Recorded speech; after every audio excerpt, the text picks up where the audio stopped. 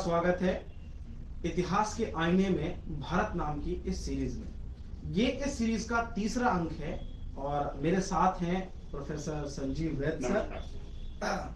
आज का हमारा जो विषय है वो एक ऐसी शख्सियत के विषय में है जिन्हें न सिर्फ भारत का बच्चा बच्चा जानता है बल्कि बच्चा बच्चा उस शख्सियत की अहमियत, उस शख्सियत की भूमिका के विषय में और ज्यादा से ज्यादा जानना चाहता है। शख्सियत का नाम है सरदार वल्लभ भाई पटेल, लौह पुरुष सरदार वल्लभ भाई पटेल। तो चलिए इनके विषय में, इनके राजनीतिक विचारों के विषय में, इनकी भूमिका के विषय में, जो भारत का एकीकरण किया गया, ये जो भारत का जो नक्शा हमको आज जैसा दिखाई देता है, इस नक्शे को ऐसा बनाने में इनकी क्या भूमिका रही है, इसके बारे में हम हमारे गेस्ट से जानते हैं। सर जी सर। सरदार वल्लभ भाई पटेल, यूं कहूंगा कि लौह पुरुष सरदार वल्लभ भाई पटेल, सबसे पहले तो हम इनके राजनीतिक विचार जानना चाहेंगे कि इनकी पॉलिटिकल आइडियोलॉजी क्या थी, क्या इनके विचार थे, किस तरीके से ये किस दिशा में, किस तरीके से ये मास मूवमेंट को लेकर के जाना चाहते थे। सर देखिए, सरदार पटेल साहब की जो राजनीतिक विचारधारा है वो एकदम क्लियर है जी। मैं आपको बता दूं, सरदार पटेल ने कभी भी अपनी राजनीतिक विचारधारा को शब्दों में व्यक्त नहीं किया जी। उनकी एक विशेषता थी कि वो एक्शन में बिलीव करते थे जी। उन्होंने अपने कार्यों के द्वारा अपनी राजनीतिक विचारधारा को व्यक्त किया हमेशा जी। सरदार पटेल मतलब कोई लेखक या बौद्धिक व्यक्ति नहीं थे, वो विशुद्ध रूप से व्यवहारिक व्यक्ति थे और मैं तो उनको लौह पुरुष भी कहता हूँ, आधुनिक राजनीति का चाणक्य भी उन्हें कहा जा सकता है। जिस प्रकार प्राचीन काल में चाणक्य के नेतृत्व में चंद्रगुप्त मौर्य ने एक अखंड भारत का मौर्य साम्राज्य की स्थापना की थी, वैसे ही सरदार पटेल के नेतृत्व में आधुनिक राष्ट्र का निर्माण किया गया है। पटेल साहब एक मजबूत, एक संघात्मक शासन प्रणाली के पक्षधर थे। पटेल साहब एक ऐसे भारत का निर्माण करना चाहते थे जो कि पूर्णतः धर्मनिरपेक्ष हो और मजबूत हो, संघात्मक शासन प्रणाली से युक्त हो और केंद्रीकरण की प्रवृत्ति के वो समर्थक थे। मतलब कहीं ना कहीं पटेल साहब इस बात को जानते थे कि इस देश को मजबूत तभी बनाया जा सकता है जब आप उसके भीतर मजबूत लोहे जैसी दीवारें खड़ी कर सकें, एक मजबूत संविधान, एक मजबूत आधार, एक मजबूत केंद्र सरकार वहां पर स्थापित हो। तो स्पष्ट रूप से वो संघात्मक शासन प्रणाली के पक्षधर थे और उनके दिमाग में एक वो छवि थी कि एक अखंड भारत का निर्माण किया जाए। आप देखेंगे ब्रिटिश सरकार हिंदुस्तान को खंड खंड विभाजित करने में लगी हुई थी, तो दूसरी तरफ सरदार पटेल इन बिखरे हुए खंडों को जोड़ करके एक मजबूत राष्ट्र के निर्माण में लगे हुए थे। तो पटेल साहब की विचारधारा का सीधा सीधा मंत्र है एक मजबूत अखंड भारत का निर्माण किया जाए। जी। सर एक चीज जो है, जैसे सरदार वल्लभ भाई पटेल जो है वो भारतीय संविधान निर्मात्री जो सभा थी उसमें भी एक बहुत अहम भूमिका में दिखाई दे रहे हैं। तो मेरा सवाल ये है कि भारतीय संघ जो है उसके निर्माण में सरदार वल्लभ भाई पटेल की भूमिका कहाँ तक है और किस तरीके से उन्होंने अपनी भूमिका को निभाया है। देखिए, जब अंतरिम देश आजादी की डगर पर था तो एक अंतरिम सरकार का गठन किया गया जी। उस परिषद के उपाध्यक्ष जवाहरलाल नेहरू बनाए गए और गृह मंत्रालय का जो प्रभार था वो पटेल साहब को सौंपा गया जी। सरदार पटेल के नेतृत्व में पूरे देश एक अखंड भारत का निर्माण करना था जी। और उसी वक्त जो भारत का वायसराय था लॉर्ड माउंटबेटन, उसने अपना माउंटबेटन प्लान भी पेश किया जी। जिसे हम लोग मजाकिया शब्दों में वाल्कन प्लान भी कहते हैं। अच्छा। माउंटबेटन प्लान में 3 हिस्से थे। भारत की वो देशी रियासतें जो भारत में शामिल होना चाहती हैं वो भारत में शामिल हो जाएं। नंबर 2, वे देशी रियासतें जो पाकिस्तान में जाना चाहती हैं पाकिस्तान में शामिल हो जाएं। और तीसरे नंबर पर उन्होंने तमाम देशी रियासतों को एक विकल्प दे दिया कि यदि आप भारत और पाकिस्तान दोनों में नहीं जाना चाहते हैं तो आप अपना स्वतंत्र निर्णय ले लें। मतलब माउंटबेटन प्लान के जो सार था वो यही था कि इस देश को छोटे छोटे टुकड़ों में बांट दिया जाए जी। मतलब एक ऐसा कि आप राजस्थान से अगर आप उत्तर प्रदेश में जा रहे हैं तो आपको वीजा लेना पड़ेगा, पासपोर्ट लेना पड़ेगा। इस देश के भीतर बहुत सारे देश बन जाएं, जिस तरह से एक समय में यूगोस्लाविया को छोटे छोटे देशों में बांट दिया गया जिन्हें बाल्कन नेशन के नाम से जाना जाता है। तो भारत के लिए भी कमोबश वही योजना थी, इसलिए हम लोग माउंटबेटन प्लान को बाल्कन योजना भी कहते हैं। लेकिन सरदार साहब की मौजूदगी के कारण वो बाल्कन प्लान कभी भी अमली जामा नहीं पहन पाया और सरदार पटेल ने सभी देशी रियासतों को खुल करके चेतावनी दी कि यदि आप भारतीय भूभाग के भीतर हैं तो आपको भारतीय रियासतों में शामिल होना पड़ेगा। उन्होंने सभी देशी राजे रजवाड़ों को खत लिखा, कठोर खत था, जिसका सार यही था कि या तो आप स्वेच्छा से भारतीय संघ में शामिल हो जाइए, अन्यथा हम निर्णय लेने के लिए स्वतंत्र हैं। निर्णय लेने की स्वतंत्रता हमारे पास है, आपके पास नहीं है। तो अधिकांश देशी रियासतें पटेल साहब के लौह व्यक्तित्व को जानती थी और वो भारतीय संघ में शामिल हो गई। समस्या कुछ जगह पर पैदा हुई, जैसे जूनागढ़, हैदराबाद, जम्मू कश्मीर, भोपाल रियासत, जोधपुर रियासत, त्रावणकोर रियासत। तो भोपाल, जोधपुर, त्रावणकोर ये तो छोटे छोटे सिक्के थे, इनको तो पटेल ने यूं ही चुटकियों में सॉल्व कर दिया। तीन रियासतों ने बड़ी समस्या पैदा कर दी थी, जूनागढ़, हैदराबाद और जम्मू कश्मीर। क्योंकि जम्मू कश्मीर पर निर्णय लेने के लिए पंडित नेहरू अधिकृत थे। पंडित नेहरू की मंशा थी कि कश्मीर की समस्या मैं ही सॉल्व करूंगा। शायद इसलिए थोड़ा सा लंबा खिंच गई हो। पटेल साहब के पास होती तो वहीं सॉल्व हो जाती। जूनागढ़ और हैदराबाद को पटेल साहब ने जिस सूझबूझ से भारतीय रियासतों में शामिल किया है, भारतीय संघ में शामिल किया है, वो काबिल तारीफ है। जो कार्य बिस्मार्क ने जर्मनी में किया था, वो कार्य पटेल साहब ने हिंदुस्तान में किया, इसलिए आप उनको भारत का बिस्मार्क भी कह सकते हैं। जूनागढ़ और हैदराबाद की जो बहुसंख्यक प्रजा थी, जिसमें हिंदू मुस्लिम दोनों शामिल थे, वो भारतीय संघ के पक्ष में थे। लेकिन वहां के जो नवाब थे, जूनागढ़ का नवाब था महावत खां, हैदराबाद का निजाम था उस्मान अली खान, ये पाकिस्तान में शामिल होने के पक्ष में थे। कहीं ना कहीं जिन्ना साहब के द्वारा उनको चारा फेंका गया था कि आप हमारे साथ शामिल होंगे तो आपको बहुत सारे लाभ मिलेंगे। भोपाल के नवाब हमीदुल्ला खान को भी ऐसा ही चारा फेंका गया। तो जो है, हैदराबाद के निजाम ने तो बाकायदा पूरी तैयारी कर ली।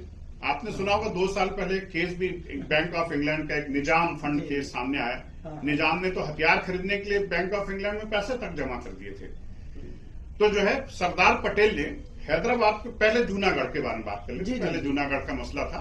महावत खां और उनका प्रधानमंत्री भुट्टो पाकिस्तान में शामिल होने का निर्णय ले चुके थे, लेकिन सरदार पटेल ने पुलिस कार्रवाई की तो महावत खां और प्रधानमंत्री भुट्टो पाकिस्तान भाग गए। जूनागढ़ में संयुक्त राष्ट्र संघ की देखरेख में जनमत संग्रह किया गया और जूनागढ़ की बहुसंख्यक प्रजा ने, जिसमें जूनागढ़ के मुसलमान भी शामिल थे, उन्होंने इंडियन यूनियन में शामिल होने का निर्णय लिया। अब रही बात हैदराबाद की, तो हैदराबाद का जो निजाम था वो जिन्ना के सीधे संपर्क में था और पूरी विस्तृत उसने तैयारियां कर ली थी। सरदार पटेल ने भारतीय सेना की मदद ली और ऑपरेशन पोलो चलाया। ऑपरेशन पोलो की मदद से हैदराबाद रियासत की सेना को इंडियन आर्मी ने डिफीट किया और निजाम को भारतीय संघ के साथ हस्ताक्षर करने के लिए बाध्य किया, विवश किया। लेकिन हैदराबाद पर भी हमने जो है जनमत संग्रह के बाद निर्णय लिया। पटेल साहब के नेतृत्व में कोई भी कार्रवाई असंवैधानिक नहीं हुई है, बाकायदा वहां की जनता से पूछा गया। संयुक्त राष्ट्र संघ की देखरेख में हैदराबाद में भी रेफरेंडम हुआ। हैदराबाद की बहुसंख्यक प्रजा ने भी भारत के साथ विलय पर अपनी सहमति जताई और जनता के निर्णय के बाद जूनागढ़ और हैदराबाद को इंडियन यूनियन में शामिल किया गया। ये महत्वपूर्ण निर्णय थे। बाकी भोपाल, जोधपुर और त्रावणकोर को तो बड़ी आसानी से पटेल साहब ने मिला लिया और बाकी सभी रियासतें भारतीय संघ में शामिल हो चुकी थी।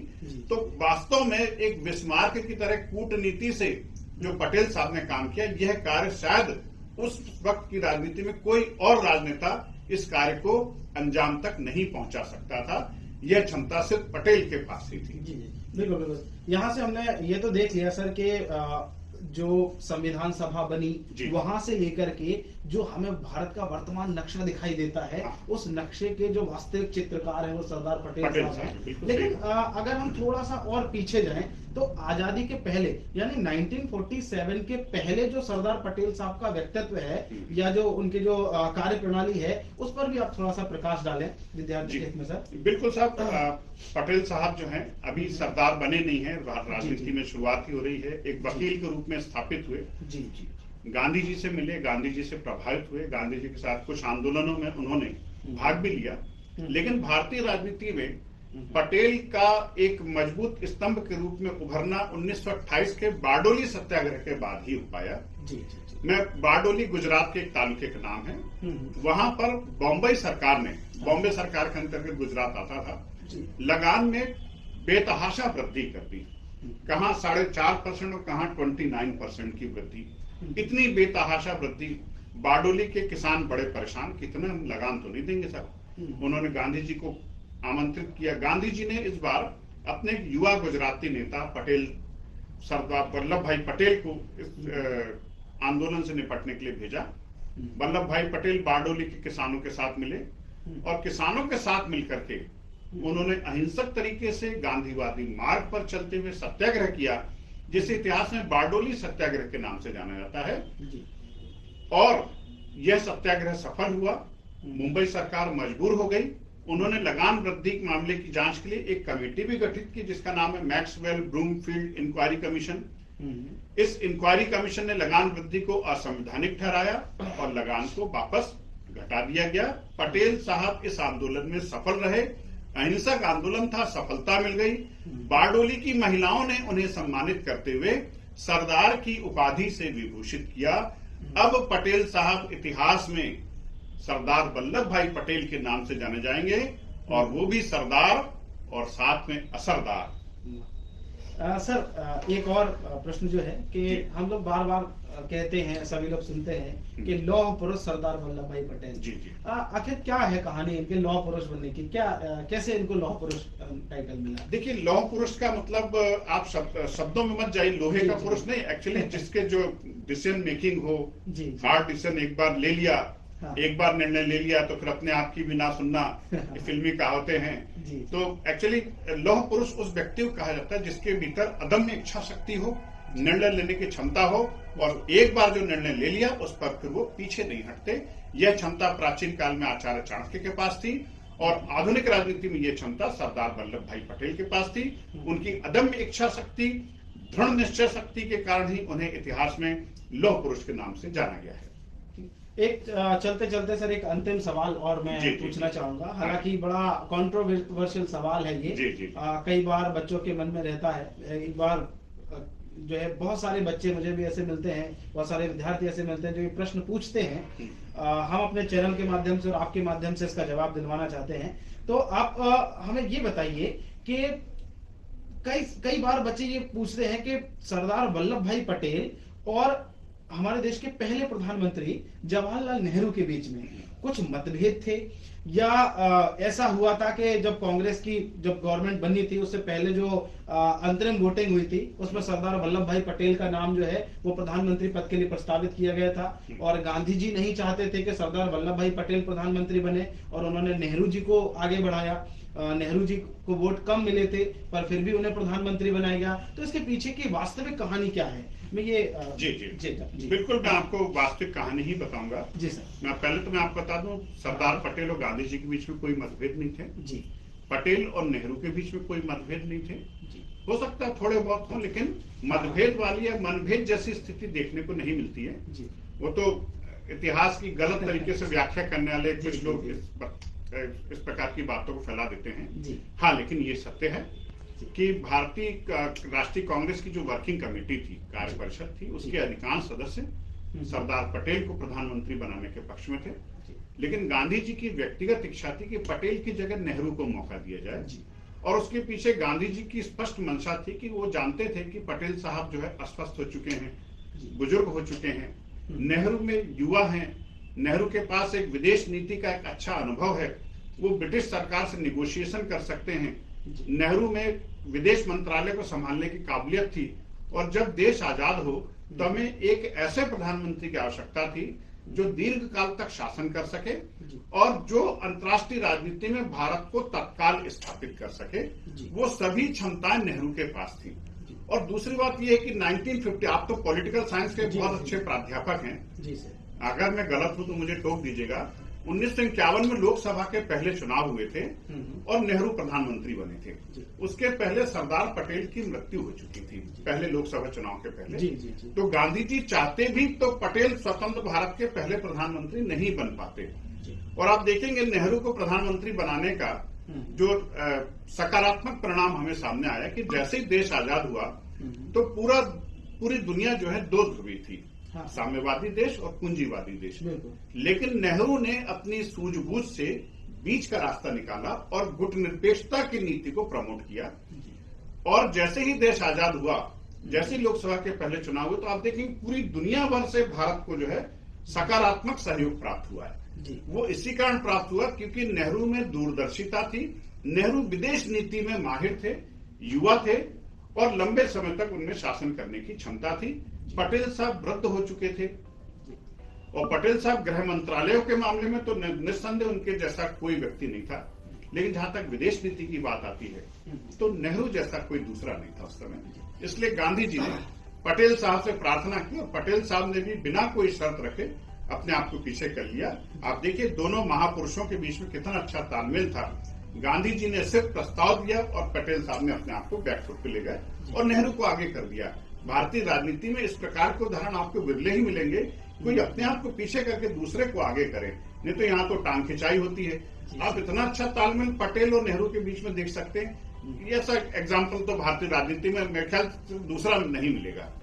बिल्कुल सही बात है सर कि ये भारत का सौभाग्य ही रहा है कि उस समय हमारे पास एक साथ में इतने विशाल व्यक्तित्व वाले इतने ज्यादा लोग थे।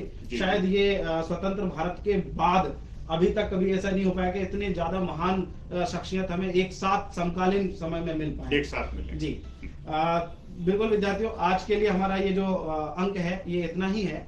और आप अगर स्वयं किसी विषय पर कोई वीडियो चाहते हैं, सर के विचार जानना चाहते हैं, हम चाहते हैं कि हमारी टीम आपकी सहायता करे, तो आप हमें कमेंट बॉक्स में जरूर बता दें कि आप किस विषय पर या किस महान शख्सियत पर वीडियो लेक्चर चाहते हैं, वीडियो के माध्यम से जानकारी चाहते हैं। तब तक के लिए धन्यवाद, नमस्कार, जय हिंद।